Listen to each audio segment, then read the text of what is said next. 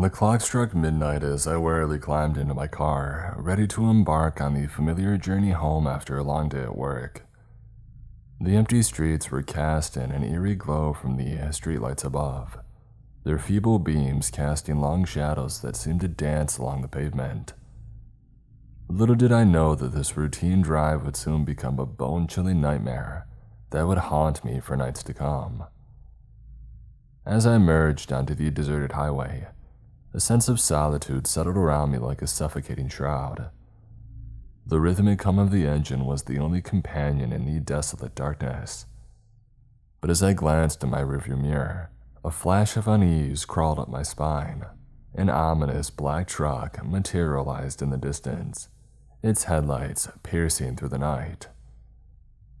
My heart quickened its pace as the truck closed in, its presence an unsettling weight that pressed upon me. Determined to shake off the feeling, I maneuvered through the winding roads, hoping to put distance between the two of us.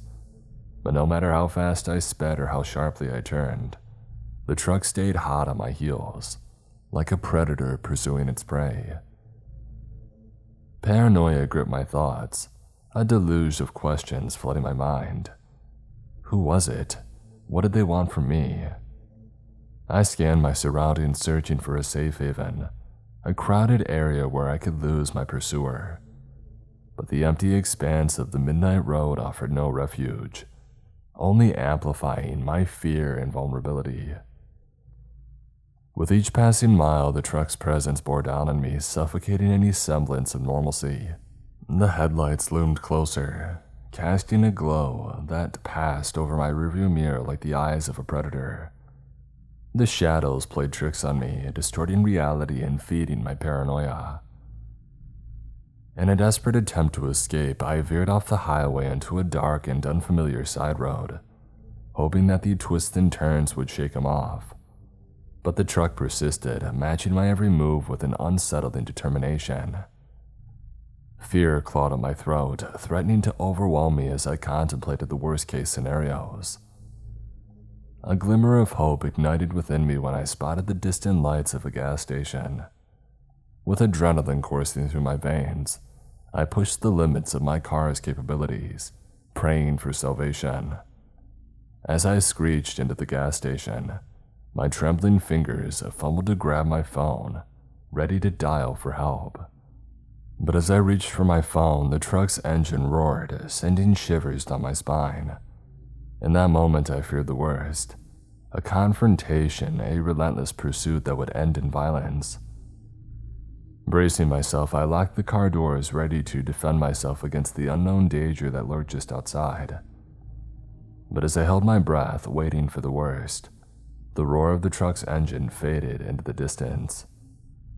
Relief washed over me, mingled with a profound sense of lingering terror. The truck for some reason had retreated into the night, leaving me shaken, vulnerable, and haunted by the encounter. To this day, I'm not sure if it was just some guy playing a prank on me, but I will never forget what happened. In subsequent nights driving home, I haven't seen the truck or anything like it, and I hope I never do again.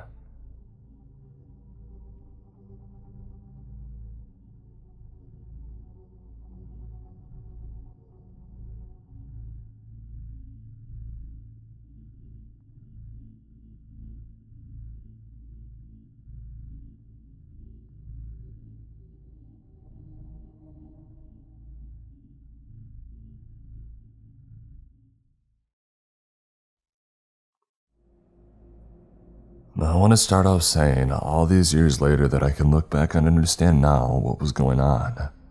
And I scold my younger self for not taking action quicker, or stopping it right after it started.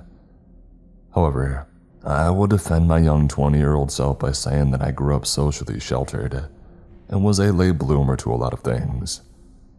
Friends, parties, drinking weed, an actual, not strictly AOL-IM romantic relationship, so on. So at the age of 16, I started as an apprentice to a certain not very common trade of skill. In the almost 20 years since then, I've worked pretty much all over the area. but there were several places where I worked for a long time. Also to notice that 95% of my day was working in the back of the shop.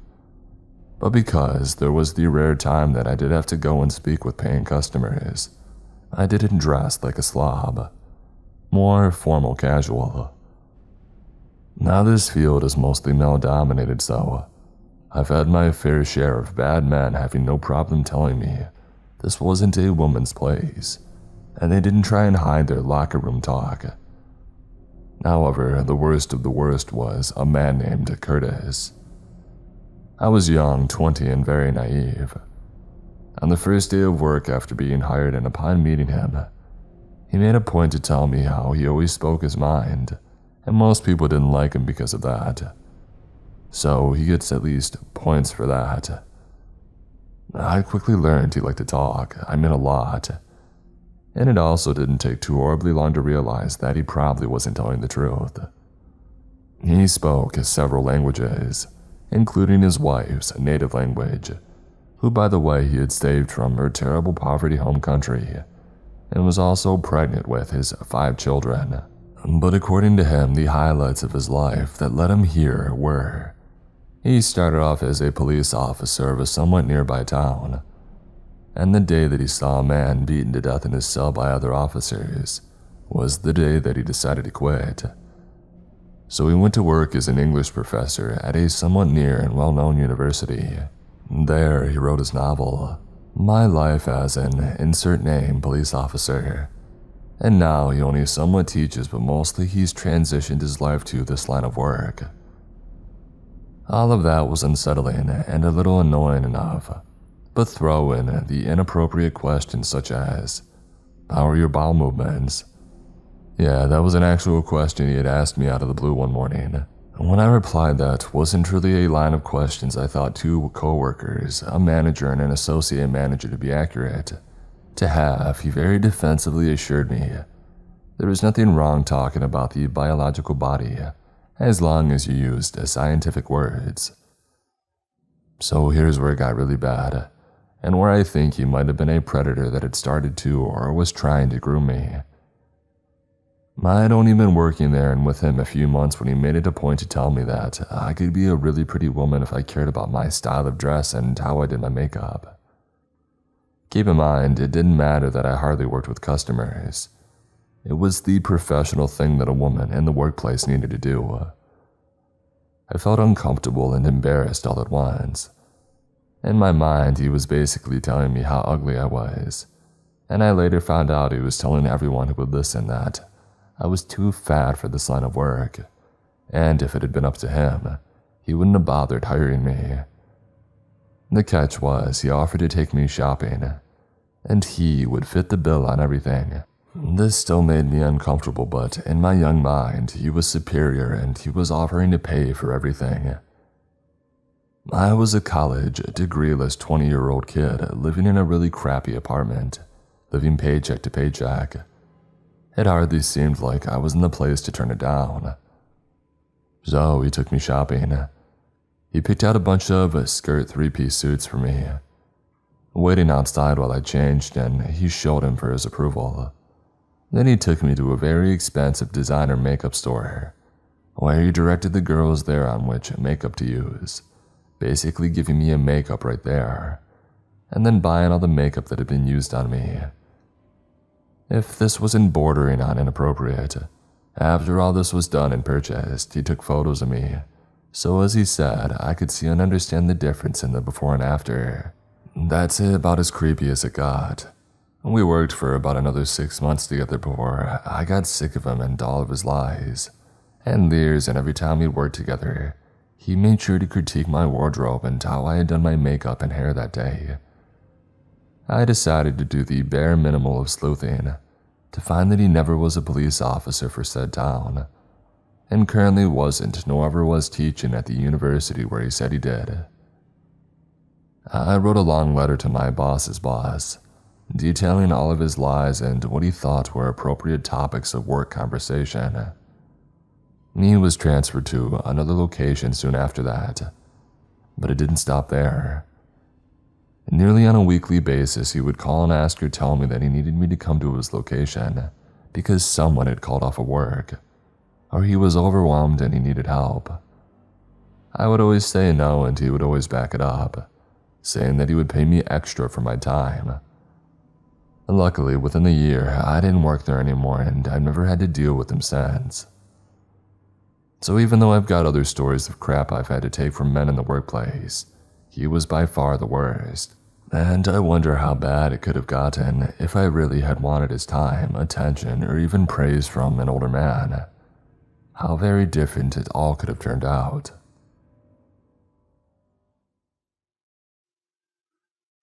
One summer long ago, I worked for a house painting company made of many small franchises preying on college students for underpaid and overworked employees.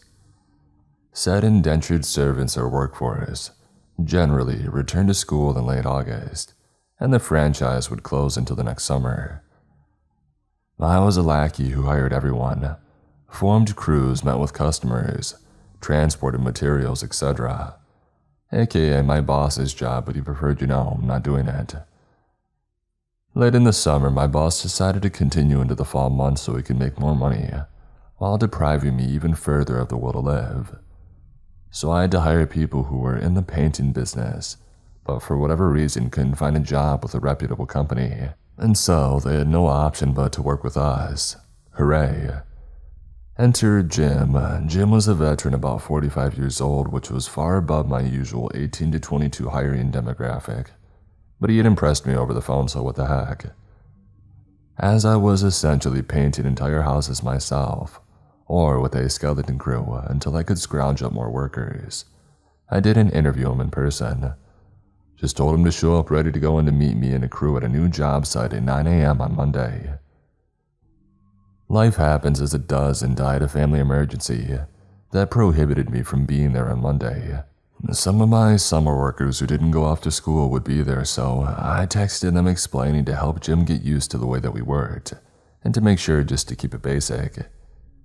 If he was having trouble, just send him home and he would start over with me there the next day. 9:45 a.m. My phone is blown up with texts and calls. I'm at awake, but I slip outside to hiss into the phone. I'm staring at a dead family member, and you know this, and now what? Jim isn't okay. What do you mean? Well, he's freaking insane.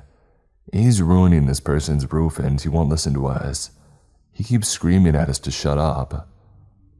Well, I thought Jim had a point with the last part since my crew spent more time talking than painting, but I digress. In their infinite wisdom, my crew stuck this new dude up on the roof to paint a teeny space, which would only take about 5 minutes with a brush.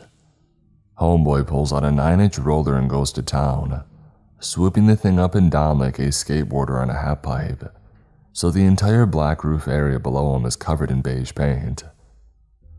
I tell them to get him down and to send him home, and I'll deal with it after the wake. I tell my boss what's going on.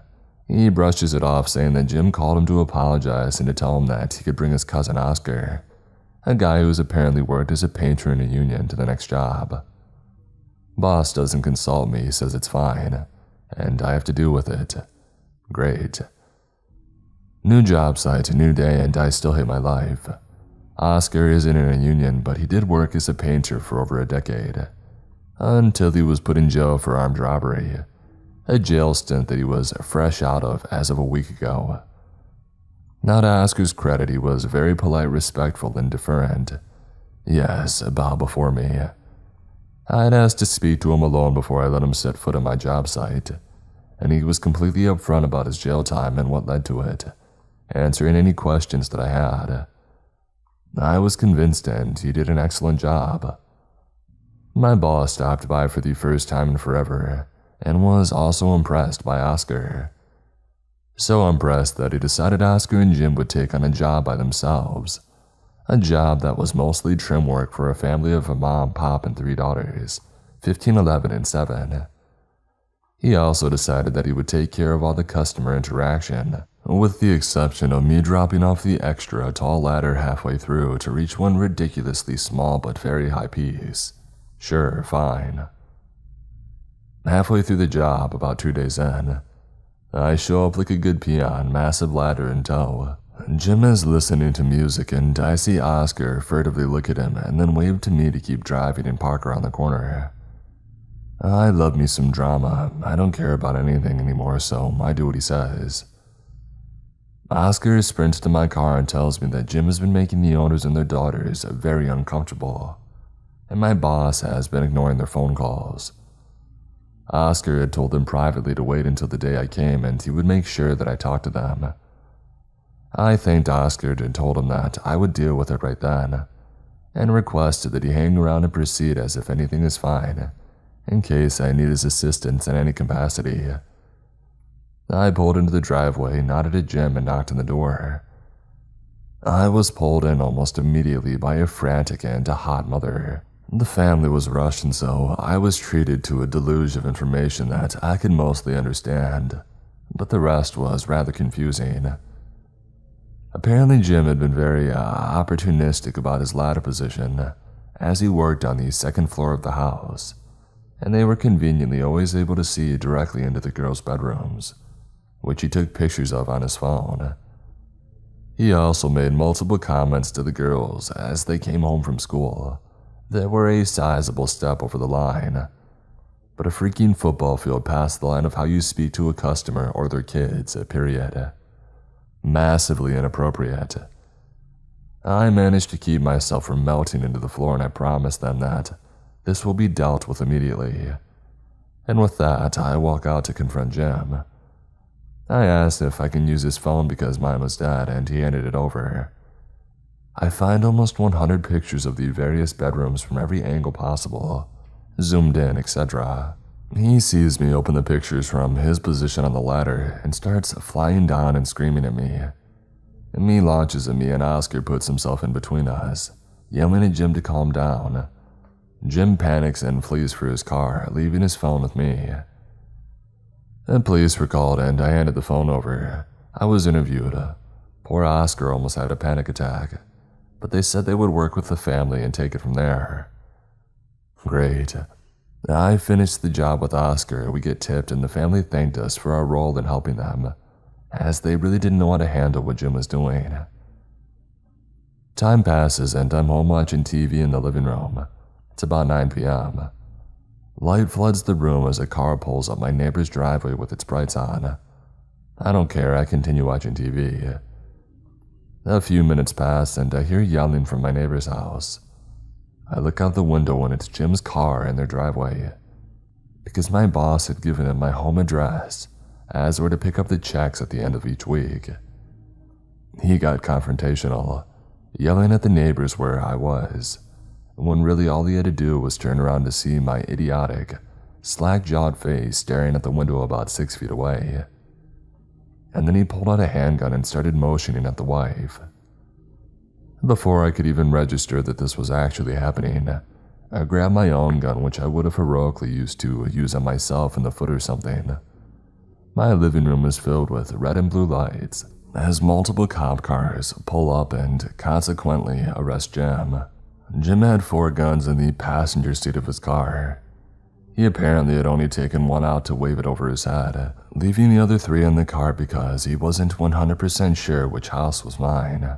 Now my neighbors are elderly, nosy, snarky, and call the cops on any and everything of little to no consequence. They called as soon as his beater car pulled up in their driveway, and their knee-jerk 911 reaction likely saved my life.